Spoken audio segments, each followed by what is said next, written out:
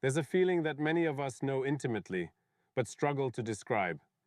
It's a quiet hum of electricity under your skin, a tightness in your chest that has no physical cause.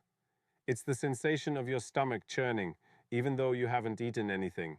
It's your mind, suddenly turning into a frantic movie director, showing you a highlight reel of everything that could possibly go wrong. The what-if scenarios. What if I fail the presentation? What if they didn't like what I said? What if I get sick? What if I lose my job? The thoughts spiral, each one feeding the next, until you're paralyzed by a future that hasn't even happened. I used to think this was just my personality, that I was just a worrier.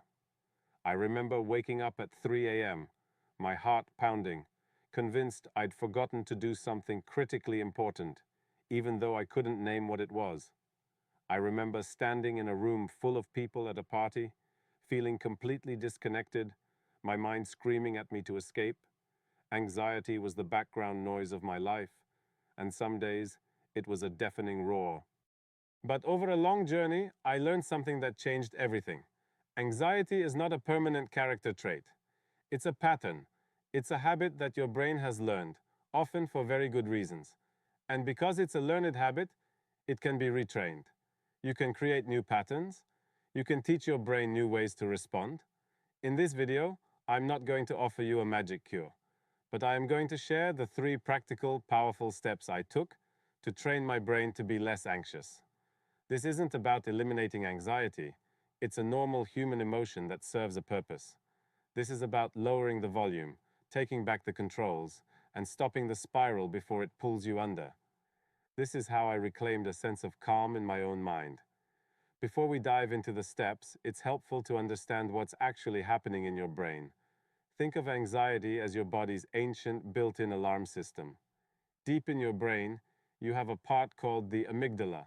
Its job is to scan for danger, and when it detects a threat, to flood your body with adrenaline and cortisol. This is the fight or flight response. It's what made our ancestors run from predators. It's designed to keep us alive.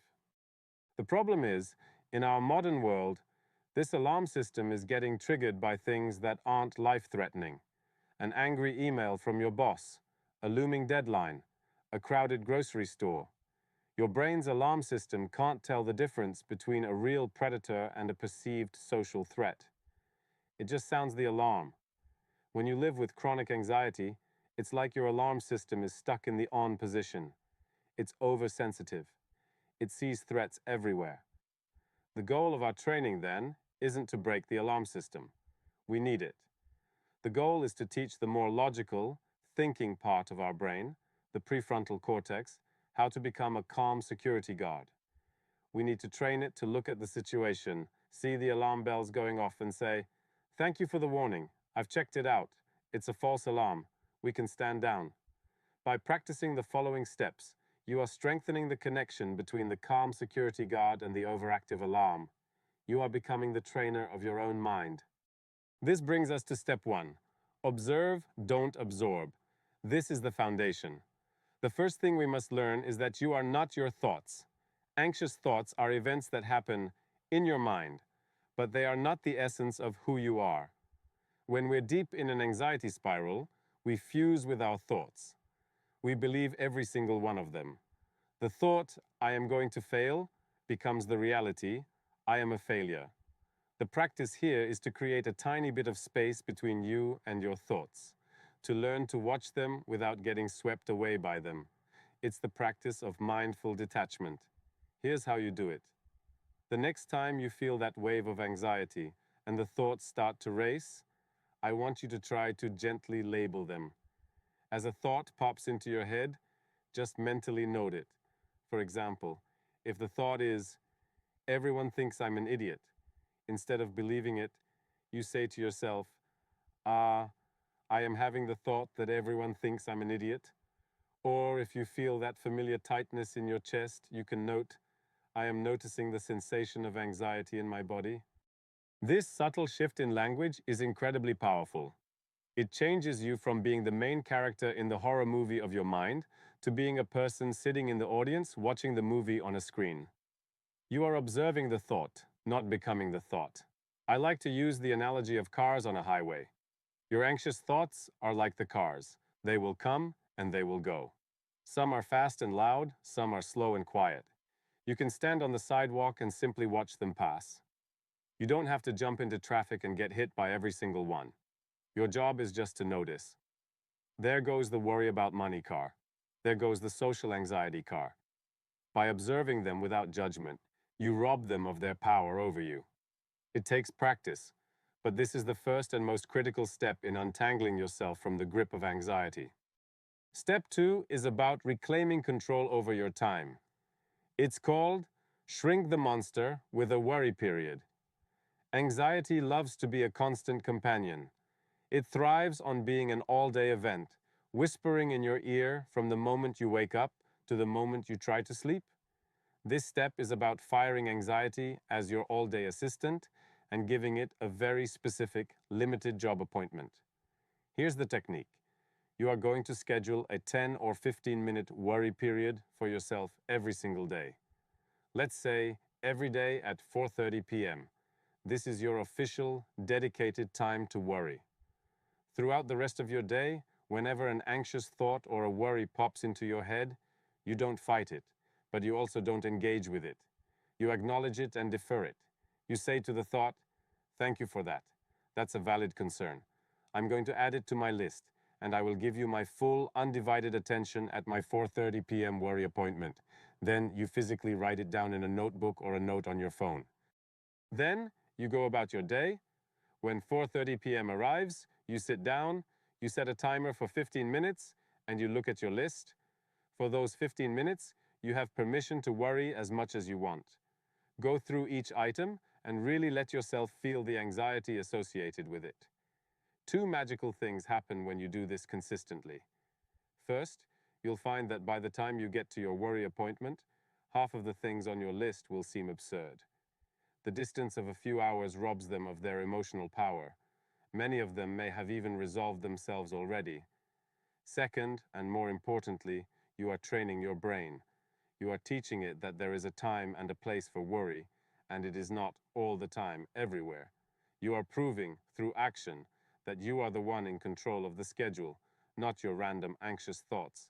You are containing the monster in a small 15-minute box, instead of letting it roam free through your entire life. This cognitive behavioral technique is incredibly effective at reducing the constant low-level hum of generalized anxiety.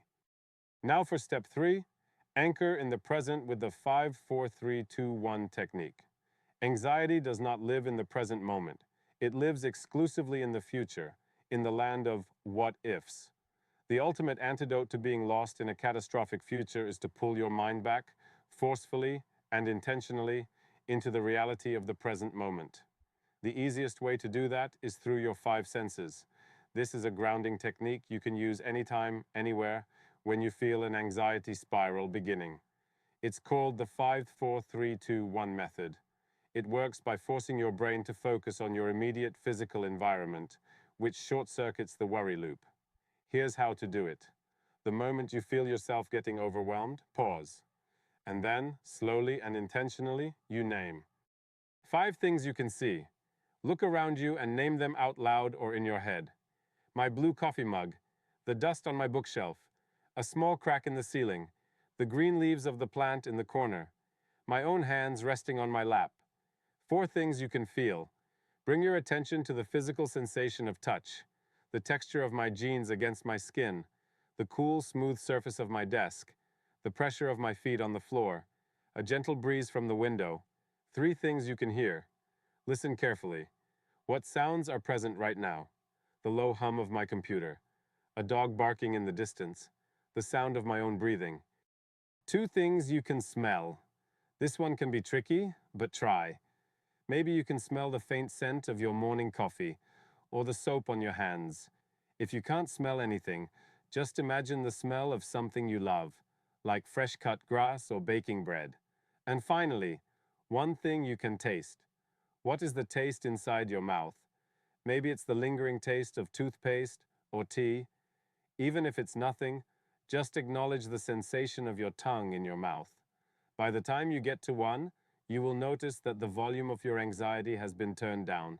It's nearly impossible for your brain to simultaneously spin a story about the future while it is also actively engaged in the sensory experience of the present. This technique is your emergency brake. It stops the runaway train of anxious thoughts and brings you back to the safety of the here and now. So, to recap the 3 steps: 1. Observe your thoughts. Don't absorb them. Create space by labeling what is happening in your mind. 2. Shrink the monster by scheduling a daily worry period. Contain your anxiety instead of letting it control you. And 3. Anchor yourself in the present moment using your 5 senses with the 5 to 4 3 2 1 technique. This is a training program. It is not a one-time fix. Some days will be easy, and some days you'll have to work harder. The goal is not to become a person who never feels anxiety. The goal is to become a person who has the tools to manage anxiety when it arrives. You are building mental fitness, one repetition at a time. You are not broken. You are not flawed. Your brain is simply trying to protect you, using an ancient system that isn't always suited for our modern world. By practicing these steps, you become a kind and compassionate trainer for your own mind. You are teaching it that it is safe, that not every threat is real, and that calm is possible. And please remember, if your anxiety feels overwhelming or debilitating, reaching out to a therapist or a mental health professional is a sign of incredible strength. These tools can be a powerful part of your support system, but they are not a replacement for professional care. You have the power to change your patterns.